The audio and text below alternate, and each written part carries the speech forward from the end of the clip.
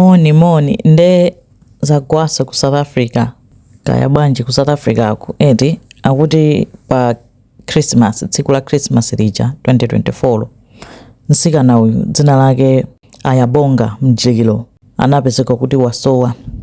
Abale ake akhala kumusakasaka nkhani inali ku polisi kuti Ayabonga ali kuti.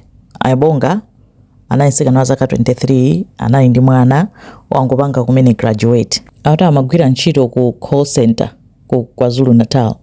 Ne mena anasowamo chifukwa choti ata anali chikhalidwe chokonda kuimba mafoni ndi abale ake. Zimene zili zinthu zabwino munthu nthawi zonse kumakhala ndi anthu oti nthawi zonse umakhala nawo kuchita communicate. Ndi tsiku limenelo anadabwa kuti mosayambira kumuimbira sakutani sakuyankha. Mpameneno amatani amapanga report kesi kunena kuti no munthu uyu china chake chachitika anamba umusakasaka mdzipatala ati mpaka anakamusaka ndi kumotchale komwe kunena kuti no kuchoka pa 24 mpaka pa 26 munthu osamtani osampeza.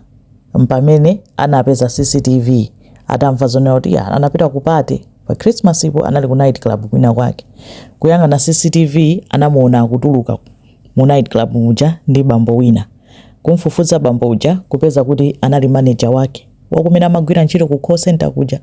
Ndi anayamba kumulondola nonse bamboyo kambo kamfusa unena kuti inu munali ndi ndani? Munali ndi Ayabonga. Zibamboyo dzina lake akuti Mfanafuthi kunene wa zaka 37. Ati umakamfusa umene kuja koyamba amakanakana koma ifo chonena kuti munthu omaliza anaoneka pa CCTV kuti wamutenga Ayabonga anali iyeyo. Apolisi anapita kachita search ku nyumba kwake. Anasecha nyumba sanapezemo kanthu kena kwanapita panja mu garden mwake mwa Mfanafuthi. Anapeza dzenje lina lake losadziwika bwino povindikira ndi malata. Atayang'ana kunsiku pamene amapeza thupi la ndani la Ayabonga. Kumuyeza apeza kuti anapangidwa strangle. Ndati atachoka ku night club uko ananyamuka kupita ku nyumba kwake kwa Mfanafuthiko kumeneko kaya macheza ngopeza kuti ayambana pamene anantani anampanga strangle. Kudabwisa kuti anthu mapita kovina mwavina muchoka kovina siku lomwelo kuyambana mpaka nakuphana zizoopsa kuti kaganizidwe kake kamakhala kotani kunena kuti solution kumakhala basi yokupha.